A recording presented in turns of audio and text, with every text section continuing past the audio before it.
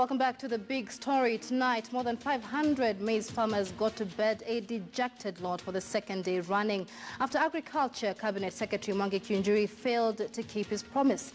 The CSR on Sunday promised all farmers who had supplied maize to the National Cereals and Produce Board would be paid beginning Tuesday, and the process finalized on Friday this week. But 2 days later, payments supposed to start have not been received by a single farmer, and important to note that the poor farmers have been waiting for 9 months. Well, in studio tonight to discuss more on this is Director of the Kenya Farmers Association, Kipkorir Menjo, who is joining us live from Eldoret. Now, you say that the Kenya Farmers Association will hold a meeting tomorrow on the way forward. But even as this happens, the price of maize now has become another debate altogether.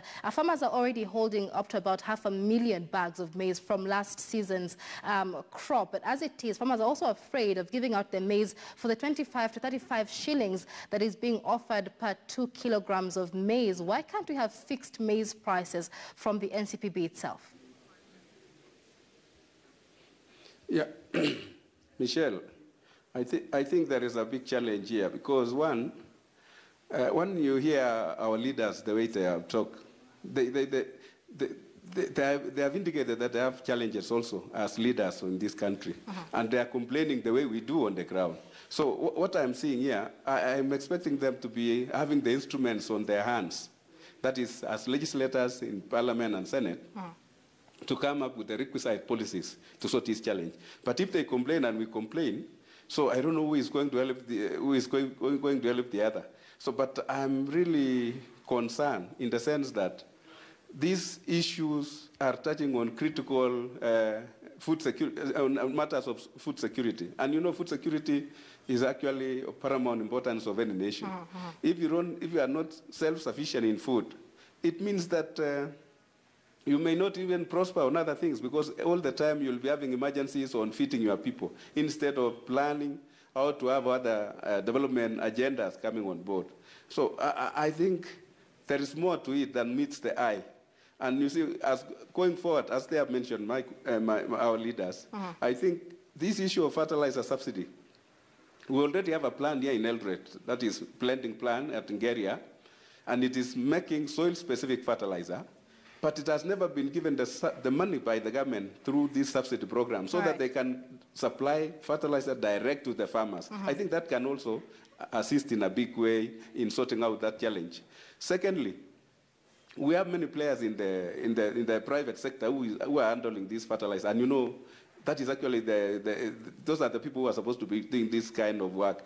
What the government should be able to subsidize at the point of at the port of entry, so that when the fertilizer is in the market, it will just like petrol. It is controlled, but it is all over with the slight margins, which is occasioned by the transport element. Otherwise, the prices are sort of controlled. I think that is the way to go. Otherwise, as it is, if they bring in a small quantity of fertilizer, which is subsidized in cereals, it will precipitate the normal crisis. A few farmers benefiting because they have the muscle or influencing the system. I mean, this is going to go on, and we are not going to come out of it. So I think let them have a national debate, as they have said, or a national conference. We discuss deeper all these pros and cons and see the way forward. All right, let me bring in MP Caleb Kositany. That being said, I mean, farmers have quite a lot that needs to be done in terms of legislation to cushion them, especially from the current economic terms. But let's discuss the prices of maize there, currently being fixed by the Ministry of Agriculture. Your thoughts on the same, even as farmers cry foul? Well, I think we can't really avoid having the Ministry of Agriculture fix the price of maize now, because basically the way the trade or the business of maize growing in this country is we grow, and the market is set, actually, it's just a local market and the National Cereals and Produce Board. But as we said earlier, we're going to legislate so that we have this thing in a structured manner, whereby we want even to have contract farming, maize farming, such that by the time a farmer is planting for the next season, he is already guaranteed of the price that he'll be paid for his produce, so that we are entering into a business that we know what is the outcome in terms of profit-wise as we move forward. Because currently, right now, the legislation is just opaque, it's just open. I mean, the ministry decides this is the price, and that is what we go by as farmers. We always cry and say, oh, open up the cereals board, give us the price. And this year we are also going to be doing that within the next 1 month as we start harvesting. We will be demanding that the cereals board give the price guideline. And sadly, that is the policy that exists now, and that is the way things have been done. But going forward, we really have to legislate and do public participation, get the input of the farmers, get the input of the millers, but at the end of the day, the interest of the farmer should be safeguarded. Right, but at the end of the day, what farmers want now is payment that had been promised earlier this week. What guarantee do they have that the same problem will not befall them come the next season? This is not the first time that they have empty promises coming in from the government, and the whole process began losing trust the very moment issues of corruption came up, the very moment issues of unscrupulous dealers who supplied maize to NCPB and were paid a day or two later, when genuine farmers in the country have been waiting for 9 months. What guarantee should the farmers have from the government? Well, the guarantee that the farmer should have now is that we are going to have every farmer registered, big or small. Whatever acreage you are cultivating, you're going to be registered. We're going to have them deliver their maize to the National Cereals and Produce Board. Even if you are delivering 2 bags, 3 bags, you will deliver. The price that the government will set will be a price that is for the farmer, for the Kenyan farmer. No trader will be allowed to buy maize from a farmer and deliver to the cereals board. So maize, cereals board will purchase or receive maize from their only registered farmers. And of course, once you are registered with your acreage, the quantity that you will deliver will always be commensurate with the acreage that you are cultivating. So going forward, we will not have this problem. Number 2, we had a lot of, I don't know what I would call them, air deliveries, fake maize deliveries. Like, for example, when they were doing the government was doing the scrutinizing of the maize delivered to Eldoret cereals board, we have one particular person with one identity card who delivered maize on the same day in Kitale, in Moisbridge, in Eldoret, in Bungoma, in Narok, in Kilgoris. Same day using the same ID.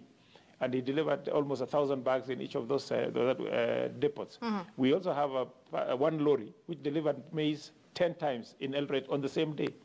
Exactly the same kilograms, same number plate of the lorry, same driver, same everything, which is impossible to deliver 10 times one truck of maize, to deliver 10 times when there were about thousands of trucks, as you had seen queuing on the line. So all these people brought a lot of this confusion. But also, as we go forward, we also would, as leaders, we want this thing to be over. We would really urge the government to pay the farmers so that we may move forward and move to other things.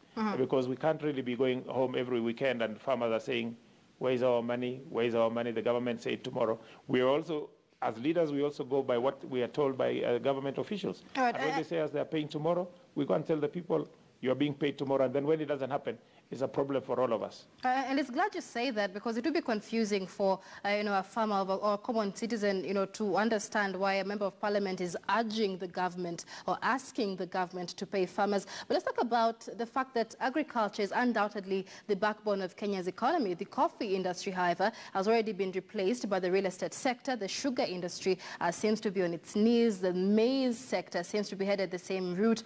Why does it seem to be difficult for policymakers to prioritize agriculture in the country, despite it being so important for economy?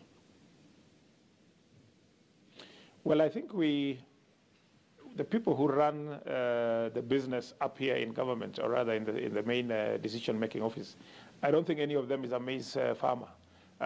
If there was a law that would have a maize farmer as the Minister of Finance, then we would know how things are happening.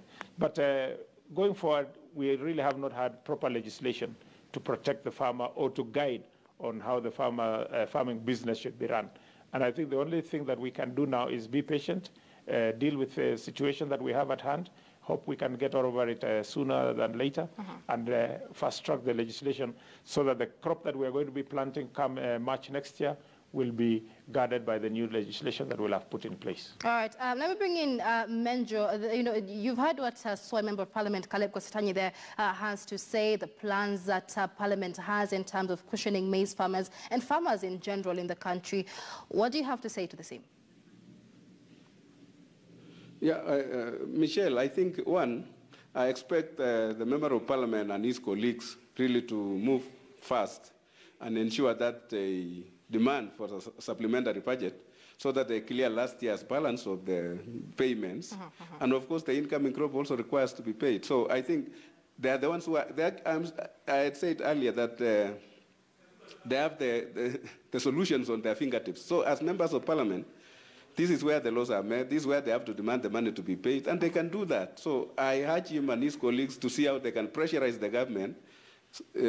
Interestingly, he's in the same government, and he seems to be requesting also from outside. I don't know, but I hope when he goes to the chamber and his colleagues, they'll be able to demand that money required for the farmers is given that importance required. Otherwise, we cannot treat agriculture like AOP in the government. It's not an AOP business.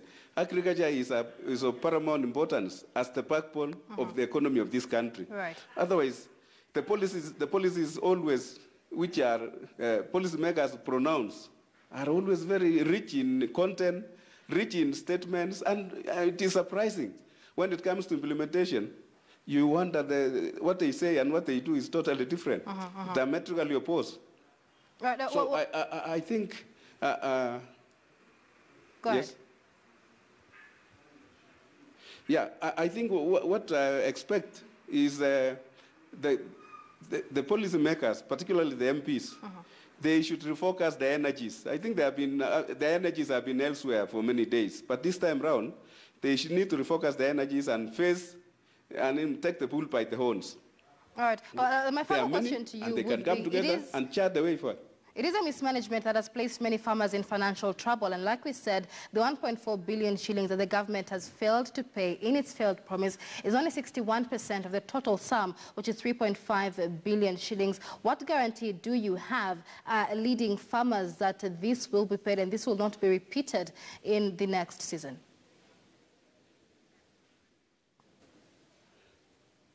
I mean, from what you have said, Michelle, I'm seeing that amount is not sufficient. And it is likely to be repeated. Let's be honest with ourselves. If the laws are not going to be respected, even if they are enacted, take, for instance, this maize which was brought from outside. The window, the import window was extended unnecessarily. What was required was about 5 million bags to bridge the deficit. But they brought in about more than 10 million bags, which was unnecessary, and they knew the harvest was around the corner. I mean, these are things, this is to do with corruption, and I believe the more, if we can, clear the elephant in the room, which is corruption, we are likely to, move forward. All right. But it is important that our leaders really lead from the front and ensure that they exert the pressure required and have the requisite policies, engage with the farmers. The ideas are there, and people know what they really want, and it is possible to sort these things out. The problem is we have more leaders who have done how to be dealers, and that is where it makes everything complicated for everybody. All right, let me bring in Honorable Kositany just before we wind up. The creditors have already issued a notice to NCPB to either repay loans or have property auction to recover the money that was paid to unscrupulous dealers. Matters corruption have come up again when it comes to the maize scandal. How do you think this will finally be dealt with? Well, I think, first of all, we get into this mess because we didn't have proper legislation. One is we don't have a policy, we don't have any law. It's not illegal to import maize in this country. So those who brought in maize from Uganda, as we are told, or even from outside the country, were doing so, and legally, they are legally protected. They were within the law. Going further, as we legislate, we are going to, as I said earlier, we are going to have the strategic gain reserve through the National Cereals and Produce Board, purchase only Kenyan maize grown by the registered Kenyan farmers. That way, we will not be able to purchase any maize that is not with us. But let me say this also, Michelle, as a leader from the North Rift region, which is the breadbasket of this country. We, those who are perceived to be quiet, have been working around the clock. It's just that we are not making noise, we are not engaging the farmers every day, but we've been working and we want them to be paid. And we want them to be paid like yesterday because we are seeing a situation whereby people who have political ideas and ambitions are trying to take advantage of the suffering of farmers. The issue of payment of farmers is very paramount to everybody, especially those of us in leadership. And we want it done like yesterday so that nobody else comes in between and brings in politics into the whole idea of paying farmers. But I would like also to say this, that those who were there in leadership before I came in, or were there before, should have legislated, should have put in a bill in Parliament. But instead of that, they kept on going to the farmers, let us demonstrate. You cannot keep on repeating the same mistake and expecting different results. All right, well, let's hope these legislators will do something different this time. All right, and that's a good point to end it on. And many thanks for speaking to us. Honorable Caleb Kositany is a member of Parliament, Soy constituency. We've also been speaking to Kipkorir Menjo, is the director of the Kenya Farmers Association, and the agony of maize farmers in the country. 9 months and counting. They have been asking for their pay from the government. Lots of failed promises from the government, including from the office, from the Treasury itself. Cabinet Secretary there, Henry Rotich. You keep on monitoring the situation and what the maize farmers will decide. But that is the big story tonight. My name is Michelle Ngele Odhiambo. Kesawandera is up next with KTN Prime. Good night.